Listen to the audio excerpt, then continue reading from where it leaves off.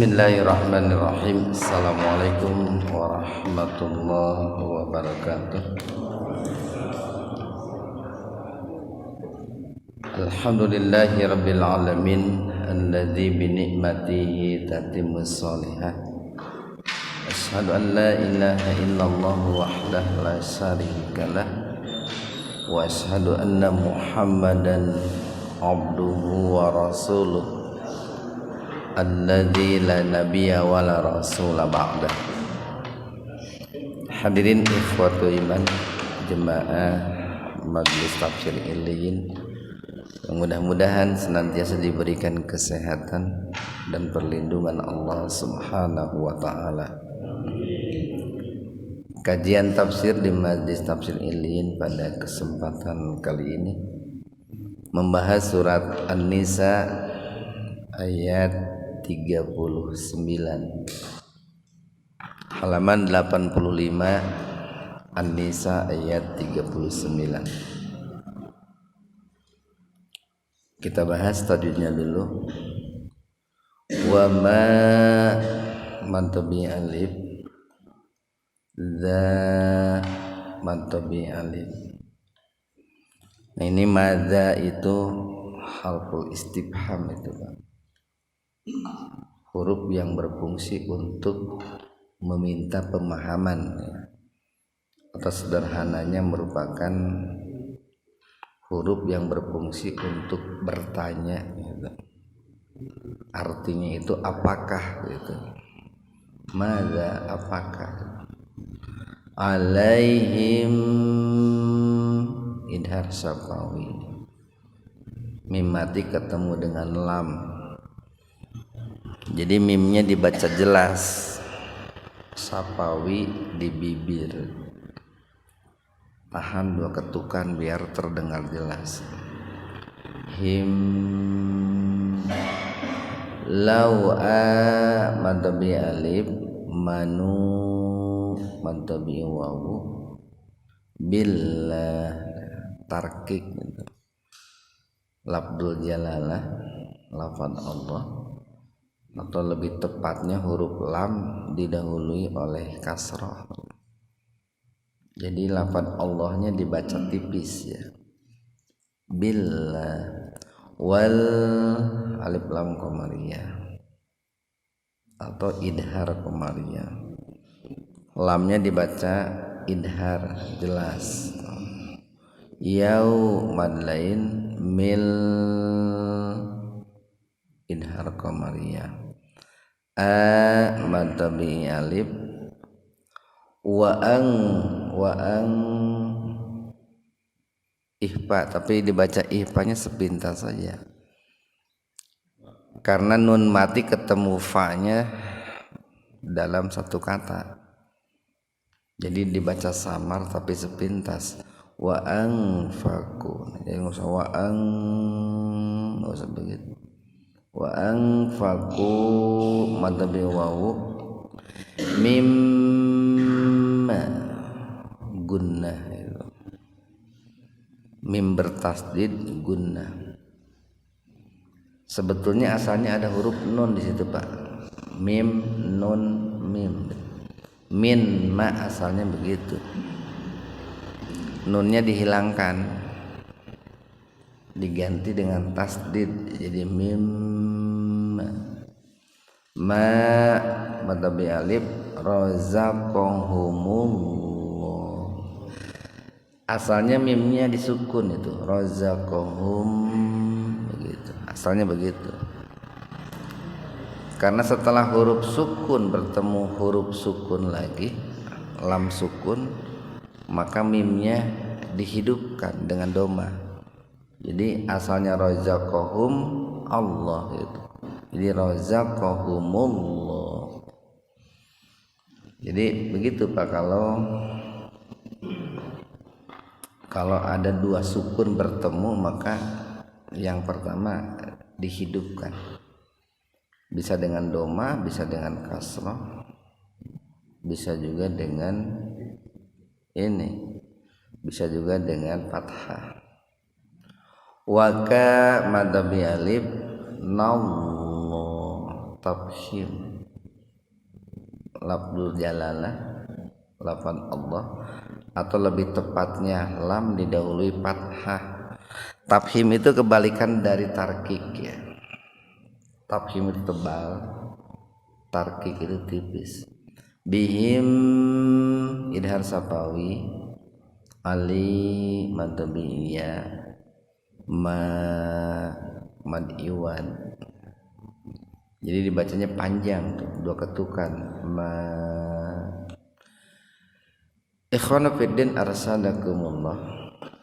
Jika dalam ayat sebelumnya Allah mengabarkan kepada kita tentang beberapa tabiat buruk orang-orang kafir, orang musyrik, termasuk orang-orang munafik, Pak. Pertama adalah mereka bakhil ya. Tabiat buruk mereka itu bakhil, tidak mau mengeluarkan hak orang lain yang ada pada diri mereka sendiri. Karena orang lain itu punya hak ya dalam diri kita itu. Jadi bukan hanya orang lain punya kewajiban kepada kita, orang lain itu punya hak pada diri kita. Yang kedua, tabiat buruk mereka itu kikir. Dia tidak mau atau menahan hak orang lain yang ada pada diri orang lain, atau menyuruh orang lain untuk berbuat bakhil. Nah, itu kikir. Kemudian yang ketiga, mereka menyembunyikan ilmu, menyembunyikan al-haq. Ini secara terlek dulu mereka menyembunyikan tentang siapa Rasulullah sallallahu alaihi wasallam. Kemudian yang keempat, kalaupun mereka itu berinfak, mereka infaknya itu ingin dilihat dan didengar oleh manusia. Jadi orientasinya dunia gitu. Sudah bisa dipastikan, Pak, kalau orang berinfak ingin dilihat dan didengar manusia, berarti ada motivasi dunia yang ingin dia dapatkan gitu.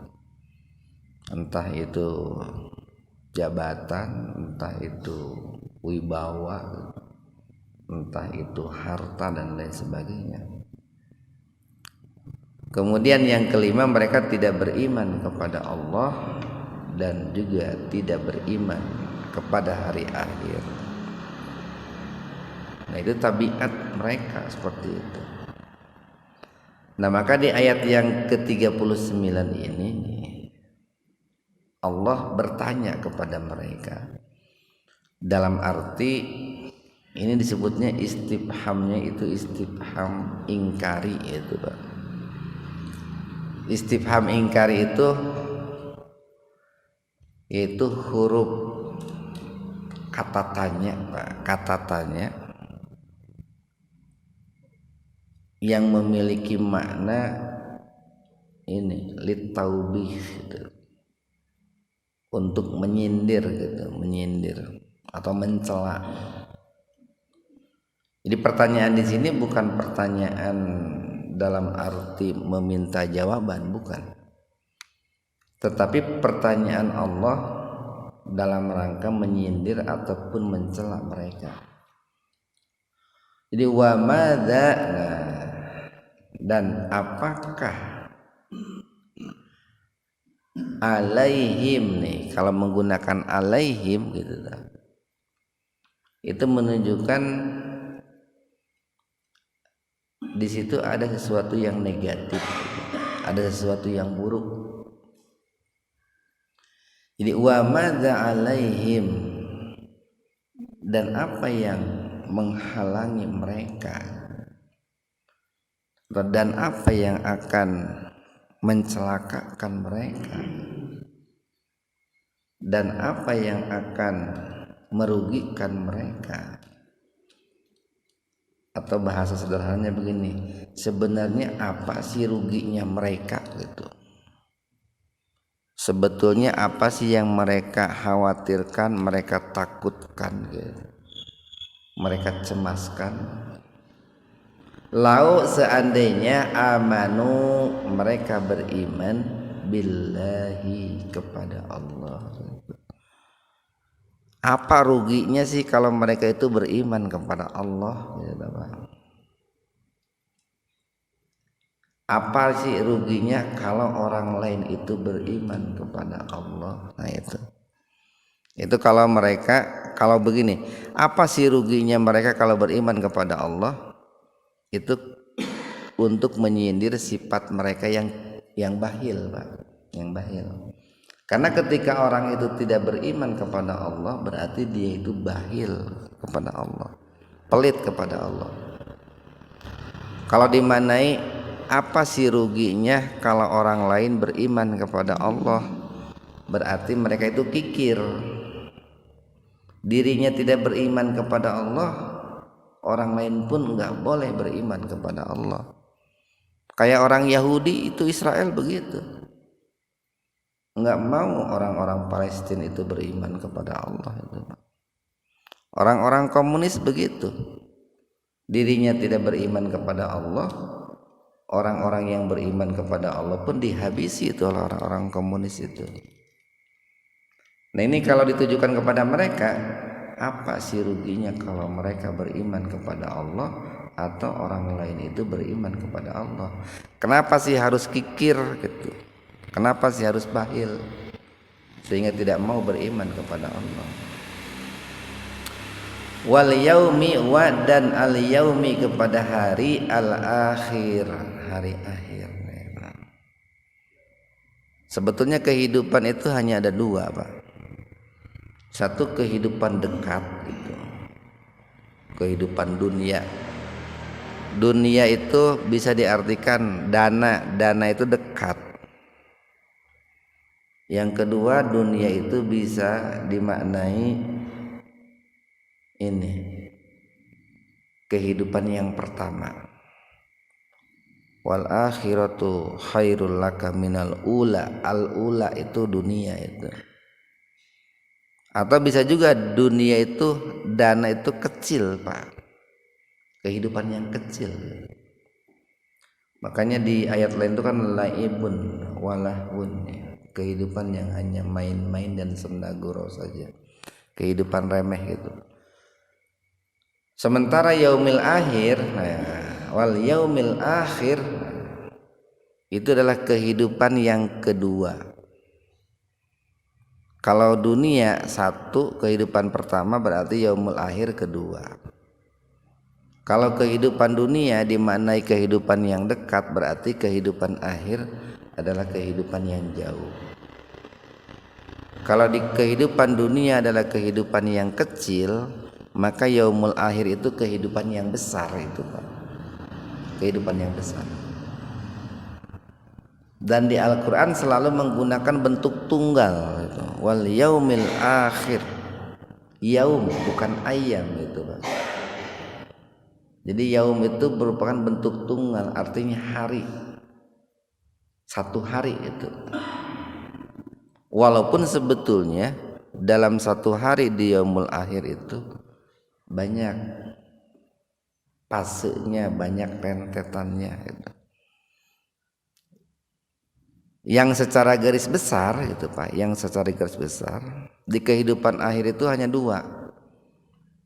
Pertama, kehidupan surgawi. Yang kedua, kehidupan neraka. Hanya ada dua secara garis besar itu di yaumul akhir itu. Nah, jadi apa yang menghalangi mereka sampai mereka itu tidak mau beriman kepada Allah dan yaumul akhir? Apa ruginya mereka kalau seandainya mereka beriman kepada Allah dan hari akhir? Apalagi kalau yang beriman kepada Allah dan hari akhirnya itu orang lain. Dilanjut nih, wa dan, ini wawunya waw atop, ini Pak, huruf sambung. Wa dan, istifhamnya ngikut ke belakang, Pak. Jadi maksudnya begini, wa madza alaihim anfaqu mimma razaqahumullah, dan apa ruginya mereka kalau mereka itu berinfak, mimma dari apa atau dari sebagian harta, razaqahum yang dirizkikan kepada mereka Allahu oleh Allah Subhanahu wa taala. Jadi sebetulnya tidak ada alasan bagi orang kafir, orang musyrik, orang munafik untuk beriman kepada Allah, untuk tidak beriman kepada Allah. Tidak ada alasan untuk tidak beriman kepada hari akhir. Tidak ada alasan untuk tidak berinfak dari sebagian rezeki yang Allah karuniakan kepada mereka. Nah, ini kan sebuah nikmat nih Pak sebetulnya nih. Ketika Allah bicara tentang infak itu selalu atau seringkali lah diikuti dengan kata mimma. Silakan aja Bapak baca di Al-Quran. Kalau Allah memerintahkan infak selalu diikuti dengan kata mimma. Itu nikmat dari Allah. Kenapa nikmat? Karena yang Allah minta dari infak itu bukan semuanya. Yang harus diinfakkan itu bukan semuanya, tapi sebagian saja. Min itu kan harfut tab'id, itu huruf yang menunjukkan sebagian. Bahkan yang namanya infak wajib itu ukurannya sebagian kecil Pak. Sebagian kecil 2,5% itu rata-rata. Itu pun 2,5% itu bukan 2,5% dari modal, dari margin itu Pak, dari keuntungan. Wah, ya, kalau dari modal 2,5% mungkin berat itu. 2,5% dari keuntungan itu. Minma itu sebagian itu. Bagian kecil lah. Nah, di ujung ayatnya nih ada ancaman nih sebetulnya. Wa kana, dan keadaan Allah atau dan dialah Allah bihim terhadap mereka itu alima, maha mengetahui. Jadi ketidakberimanan mereka kepada Allah, ketidakberimanan mereka kepada hari akhir, dan ketidakinfakan mereka di jalan Allah atau dari sebagian rezeki yang mereka miliki di jalan Allah, itu diketahui oleh Allah Subhanahu wa taala. Ini kan ancaman, Pak. Jadi jangan merasa kalau orang itu mensekutukan Allah, jangan merasa kalau orang itu tidak percaya kepada hari akhir, jangan merasa orang kalau tidak berinfak itu tidak diketahui oleh Allah. Diketahui oleh Allah. Dan ketika orang itu bakhil, Pak, apalagi kikir, itu sebuah pertanda bahwa dia itu tidak beriman kepada Allah dan tidak beriman kepada hari akhir. Kenapa? Kan kalau orang bakhil itu dia adalah orang yang menganggap bahwa hidup itu hanya di dunia. Makanya hartanya ditumpuk-tumpuk untuk bekal dunia. Itu ciri orang tidak beriman kepada hari akhir begitu. Tapi ketika orang itu berinfak, dia punya keyakinan bahwa hidup itu bukan di dunia saja. Saya harus punya bekal untuk di akhirat. Ini kalau dikaitkan nih Pak dengan kajian hadis arba'in kemarin, kan ada 3 hal yang bisa menjadikan seseorang itu terpelihara jiwa dan hartanya, kan gitu Pak ya. 1, dia itu mengikrarkan 2 kalimat syahadat itu Pak. iman kepada Allah, nah itu Pak. Yang kedua mendirikan sholat. Yang ketiga beribadah dengan harta, berzakat itu. Terpeliharalah jiwanya, terpeliharalah hartanya, itu Pak. Kita lanjutkan nih.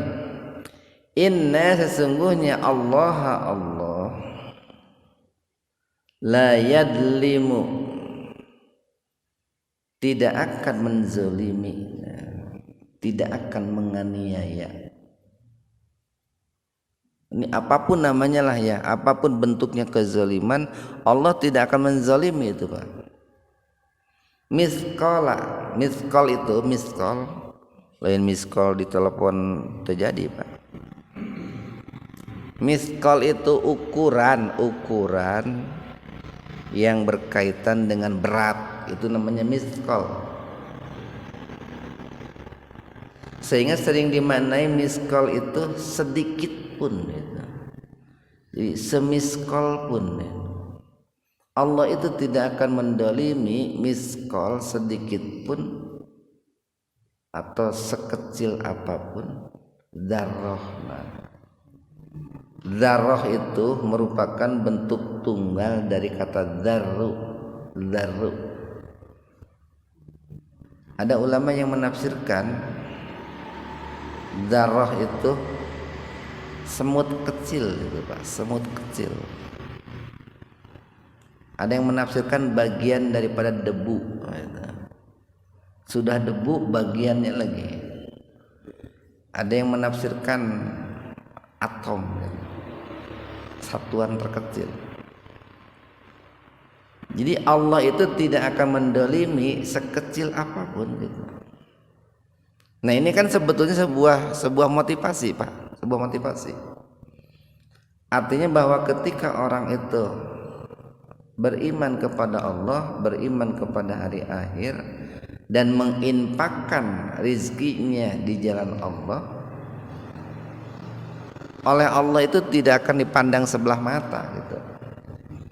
Oleh Allah itu tidak akan dibiarkan begitu saja. Oleh Allah itu pasti akan diberikan imbalan itu Pak, imbalan. Cuman kan seringkali manusia itu mengukurnya dengan parameter manusia. Bagaimana mengukur dengan parameter manusia itu? Orang kamari mere duit kasih eta dengan nuhunkeun acan gitu tak Pak? Orang kamari nginjemkeun duit kasih itu geus satahun teu bayar.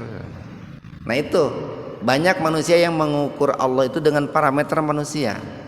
Karena manusia seringkali kalau diberi tidak membalas, bahkan mengucapkan terima kasih pun tidak. Atau seringkali ada manusia kalau meminjam lalu tidak membayar. Nah disamakan dengan Allah, sehingga ketika memberi itu sieun teu digantian ku Allah, sieun teu dibayar ku Allah gitu. Akhirnya tidak mau berzakat, tidak berinfak, tidak bersedekah. Padahal kalau orang itu berpikirnya cerdas itu Pak, cerdas. Pertama ya jangan disamakan manusia Allah dengan manusia. Yang kedua, Allah kan maha kaya, manusia sangat miskin. Banyaklah hal-hal yang sebetulnya harus meyakinkan kita bahwa Allah itu tidak akan menzalimi, tidak akan merugikan lah bahasa sederhananya Pak. Allah itu tidak akan merugikan sedikit pun.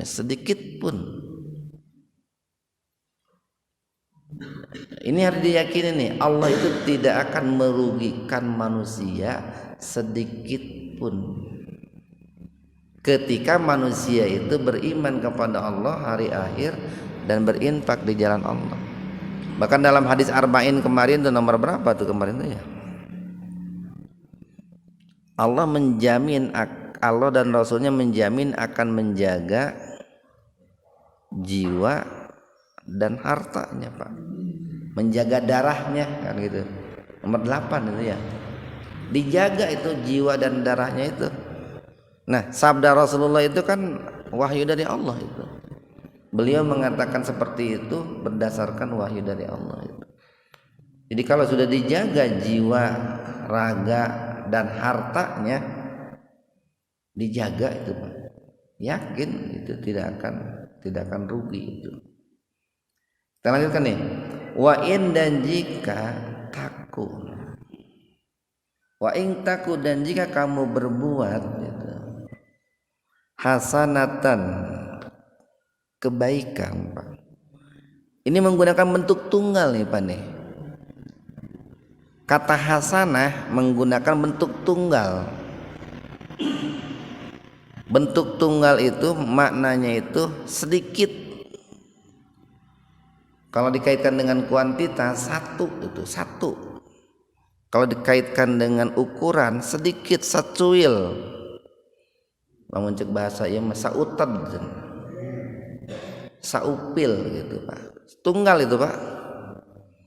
Jadi enggak menggunakan bentuk jamak enggak. Dan jika kamu itu berbuat kebaikan sedikit saja. Itu semiskol. Yudoifha. Yudoifha. Haknya itu kata ganti domir untuk hasanah. Yudoif hasanah itu. Allah akan melipat gandakan hasanah. Ini di sini kata hasanah enggak memakai alif lam itu Pak, enggak al hasanah enggak. Tapi ini disebutnya nakiroh. Jadi ada ma'rifah Pak.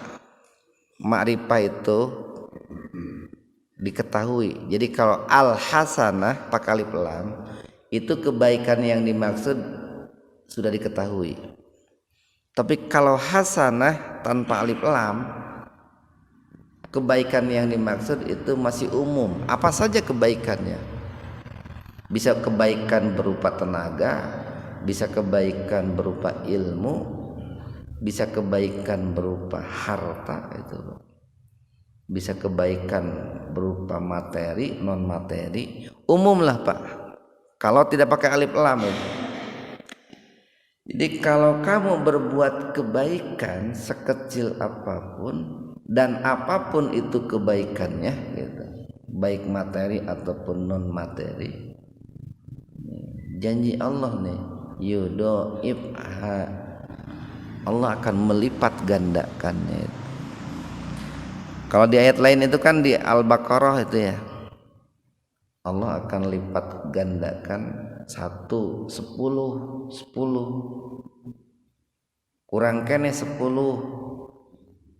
sabaraha 100 bisi kurang kene 100 700 kurang kene 700 kata Allah teh ad'afa mudha'afa itu dengan berlipat ganda yang tidak disebutkan berapa berlipat gandanya itu. Yang jelas lebih dari 700 itu Pak. Karena penyebutan ad'afa mudha'afa itu setelah 700. Dan Allah tidak menyebutkan dalam bentuk apa melipat gandakannya itu. Tidak disebutkan Pak. Kalau tidak disebutkan berarti itu umum. Bisa Allah itu menggantinya dengan berlipat ganda itu dalam bentuk harta lagi bisa. Bisa Allah melipat gandakannya dalam bentuk pahala bisa. Bisa Allah melipat gandakannya dalam bentuk kesehatan bisa. Bisa Allah melipat gandakannya dalam bentuk keharmonisan dalam keluarga. Segala macam lah Pak bisa. Karena Allah tidak menyebutkan gitu. Cuman barangkali karena kita itu manusia yang punya pemikiran materialistis gitu Pak. Jujur we gitu orang teh. Seringkali kalau disebut berlipat ganda teh berlipat ganda berupa duit gitu Pak.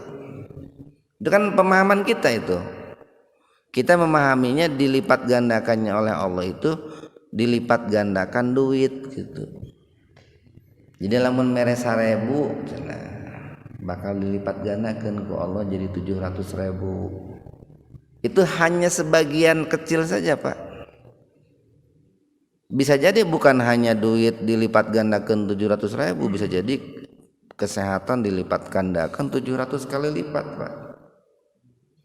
Bisa jadi ketenangan hidup dilipat gandakan 700 kali lipat. Terjadi pahala dilipat gandakan 700 kali lipat. Wa yu'ti, nah bukan hanya dilipat gandakan nih. Wa yu'ti, masih ingat nih, saya sering katakan kalau di Al-Quran kata memberi menggunakan ata, yu'ti, ita, atu, nah itu artinya memberi dalam arti sukarela, itu tidak ada unsur paksaan. Wa yu'ti, dan Allah akan memberikan dengan tulus, dengan ikhlas, dengan senang hati, itu Pak. Min dari ladunghu, nah sisinya ya, dari sisi Allah itu ajran, uzroh, imbalan, ganti. Enggak jaza Pak, enggak jazaan adima, enggak. Karena kalau jaza masih umum, bisa positif bisa negatif. Kalau balasan itu bisa negatif, bisa positif, bisa negatif. Tapi kalau menggunakan ajron itu sudah pasti positif, baik gitu. Ajron adima. Ini disifati dengan sifat yang sifatnya itu kualitas Pak, bukan kuantitas ini. Adima itu kan agung, besar. Maknanya luas Pak, luas. Jadi kalau sifat menggunakan kata kualitas atau suatu kata disifati dengan kualitas, maknanya lebih luas ketimbang disifati dengan kuantitas. Si bapak eta, pokoknya ada orang nih, seseorang itu dermawan, lalu dinilai oleh orang lain tuh, si bapak eta dermawanan nilainya 7 gitu. Si bapak itu mah nilainya 8 gitu. Itu kan terbatas Pak. Tapi lamun si bapak eta bager pisan nah itu kualitas itu Pak. Enggak terbatas itu kalau disebut bager pisan. Beda dengan nilainya 7 gitu. Nah makanya di sini nih ajron adima, dengan imbalan yang sangat besar. Bahkan ini menggunakan siga mubalaghah Pak, adima. Siga mubalaghah itu satu ungkapan yang menunjukkan sangat. Itu kalau mau dibahasakan dengan bahasa orang Jawa, gude banget itu. Gude gitu. Itu lamun orang Jawa kan sok itu tanya. Nah itu siga mubalaghah itu kayak begitu Pak. Nah makanya para ulama mengatakan begini nih, ketika seseorang berbuat baik, melakukan kebaikan Pak, kebaikan tertinggi itu beriman kepada Allah, hari akhir, berinfak gitu. Kalau di ayat ini ya, itu Allah akan tampil memberikan imbalan, sifatnya itu mukafaah gitu. Mukafaah itu apa? Batas maksimal itu Pak, batas maksimal. Itu luar biasanya Pak. Allah itu memberikan imbalan itu sifatnya mukafaah, batas maksimal. Lamun orang, kalau ada orang lain berbuat baik kepada kita, membalasnya batas maksimal, batas minimal Pak.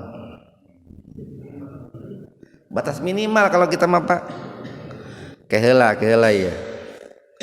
Iya, kumaha mun di suatu daerah di kampung gitu, kalau ada hajatan kenduri, suka dihitung gitu. Pokoknya ada orang nikahkan nih, si ini datang ngasih amplop berapa, 100.000. Kira-kira dikasih pulang kadonya apa ya? Iyalah minyak setengah liter, Indomie apa mie 3 gitu. nog separapat dihitung-hitung 50 ribuan cukup lah gitu. Itu manusia Pak. Jadi manusia itu kalau memberikan imbalan kepada orang lain, kebaikan orang lain itu batas minimal. Kalau Allah memberikan imbalan itu batas maksimal gitu. Makanya kita itu jangan mengukur Allah itu dengan parameter kita manusia. Kita jadi tidak mau berbuat baik Pak, takut rugi kalau mengukur kebaikan Allah dengan kebaikan manusia. Tapi sebaliknya nih, kalau ada orang itu berbuat jahat, berbuat dosa, berbuat maksiat, Allah itu akan membalasnya itu dengan al-kifayah itu Pak. Jadi ada mukafaah, ada kifayah. Kifayah itu, kita sering mendengar fardu kifayah. Kifayah itu batas minimal. Sholat jenazah itu hukumnya fardu kifayah, artinya minimal ada umat Islam yang menyolatkan, itu kifayah. Nah jadi kalau ada orang berbuat salah, Allah itu membalasnya dengan kifayah, batas minimal. Banter-banternya sesuai dengan kesalahannya. Makanya kan di Al-Quran dikatakan wa ya'fu an katsir. Kebanyakan dosa-dosa manusia itu dimaafkan oleh Allah. Kebanyakan Pak. Cuma kalau seandainya tidak dimaafkan kebanyakan oleh Allah, habislah kita ini manusia. Ayat berikutnya nih, fakaifa, maka bagaimana idza apabila jina kami datangkan mingkuli dari tiap-tiap ummatin umat bisyahid, saksi, wajina dan kami datangkan bika terhadapmu wahai Muhammad, atau dan bagaimana jika kami jadikan engkau ala haula'i terhadap mereka manusia syahida sebagai saksi. Maksudnya begini Pak nih. Ini ayat ini Pak, ayat ini terkenal sekali nih, ayat 41 itu. Jadi dikisahkan dalam riwayat itu bahwa Nabi Muhammad sallallahu alaihi wasallam itu apa ya, kalau di bulan Ramadan itu suka meminta kepada sahabat yang paling bagus bacaan Al-Qur'annya. Masih ingat Pak siapa namanya? Abdullah bin Mas'ud Pak. Beliau itu selalu meminta itu kepada Abdullah bin Mas'ud itu untuk dibacakan ayat suci Al-Qur'an. Kata Abdullah bin Mas'ud, ya Rasulullah, bukankah Al-Quran ini turun kepadamu? Kenapa engkau meminta saya untuk membacakannya? Rasul menjawab, saya ingin mendengar dari lisan orang lain Al-Quran ini dibacakan. Dibacakanlah tuh Pak. Sampailah nih surat An-Nisa ayat 41 nih dari awal itu sampai ke surat ayat 41 An-Nisa. Pada saat itu Rasulullah meminta kepada Ibnu Mas'ud, cukup Ibnu Mas'ud, cukup. Lalu Ibnu Mas'ud mengatakan, saya melihat bahwa kedua mata Rasulullah itu meneteskan air mata. Kenapa? Karena di ayat ini itu berisi tentang tanggung jawab yang sangat besar yang ada di pundak Rasulullah sallallahu alaihi wasallam. Apa tanggung jawabnya? Nanti kan di yaumul akhir tiap-tiap manusia itu akan datang menghadap Allah dengan membawa saksi, atau bahwa setiap nabi, setiap rasul kelak di yaumul akhir itu akan menjadi saksi bagi kaum mereka, bagi umat mereka. Ada nabi itu yang menjadi saksi untuk satu umat saja, satu kaum, satu orang, karena pengikutnya hanya satu orang gitu Pak. Ada nabi atau rasul itu yang menjadi saksi untuk belasan orang. Ada nabi dan rasul yang menjadi saksi untuk ratusan orang, karena umatnya, kaumnya jumlahnya ratusan, belasan. Nabi Muhammad itu akan menjadi saksi untuk semuanya nih, ala haulai gitu kan, untuk semua umat manusia. Makanya ini kan tugas yang sangat berat sekali ini yang dipikul oleh Rasulullah sallallahu alaihi wasallam itu. Satu ayat lagi nih, yauma idzin, pada hari itu, yawaddu itu ini berkeinginan, bercita-cita. Tapi bisa juga keinginannya itu keinginan yang sifatnya angan-angan, itu tamani itu Pak, karena tidak akan tercapai gitu. Yauma idzin, pada hari itu, yawaddu, menginginkan. Siapa? Alladzina, orang-orang yang kafaru, kufur. Kok kufur yang mana? Ya tadi Pak, tidak beriman kepada Allah gitu, dan tidak beriman kepada hari akhir. Wa asau, dan mereka itu bermaksiat. Asalnya wawunya itu disukun itu Pak, asau. Cuman karena setelah wawu itu ada alif lam yang sukun, maka wawunya dihidupkan jadi asawul rasul. Dan mereka bermaksiat kepada Rasulullah sallallahu alaihi wasallam. Bagaimana orang yang bermaksiat kepada Rasul? Ya tidak mengikuti Rasulullah itu Pak.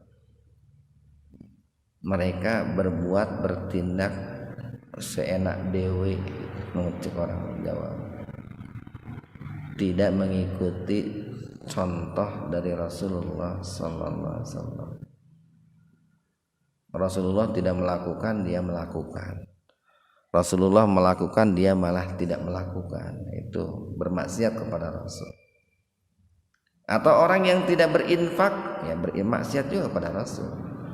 Karena Rasulullah itu orang yang paling dermawan. Nah, apa yang diinginkan oleh mereka itu?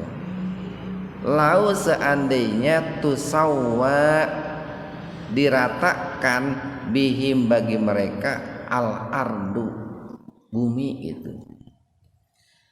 Jadi orang-orang kafir, orang-orang yang bermaksiat, orang-orang yang tidak beriman kepada Allah, kepada hari akhir, tidak berinfak, menginginkan kalau kelak di yaumul akhir itu mereka itu diratakan saja dengan tanah gitu. Diratakan saja dengan tanah. Kalau di ayat lain itu mereka menginginkan kelak di yaumul akhir itu mati. Tapi kan mereka tidak bisa mati lagi Pak, karena itu sudah kehidupan yang sebenarnya itu. Jangankan mati, pingsan juga nggak bisa itu Pak. Karena ketika orang itu pingsan, berarti penderitaannya terhenti. Ketika orang mati, penderitaannya terhenti. Jadi kalau di dunia orang-orang kafir itu sangat benci dengan kematian Pak, karena mereka enjoy, menikmati kemewahan dunia dengan berbagai macam cara. Justru di akhirat itu mereka itu sangat menginginkan kematian karena menghadapi siksaan yang begitu berat. Wala yaktumuna, dan mereka tidak bisa menyembunyikan Allah dari Allah hadisa, berita, informasi. Jadi kenapa mereka itu ingin dikubur, diratakan dengan tanah? Ya biar tidak diminta pertanggungjawaban oleh Allah, biar tidak menghadapi hakim yang maha adil, yaitu Allah, biar tidak menanggung siksa akibat perbuatan buruk mereka, tidak beriman kepada Allah, hari akhir, dan tidak berinfak di jalan Allah. Maka mereka itu lebih baik memilih mati daripada menghadapi itu semua. Mudah-mudahan ada manfaatnya untuk kita semua. Subhanakallahumma wa bihamdika asyhadu an la ilaha illa anta astaghfiruka wa atubu ilaik. Assalamualaikum warahmatullahi wabarakatuh.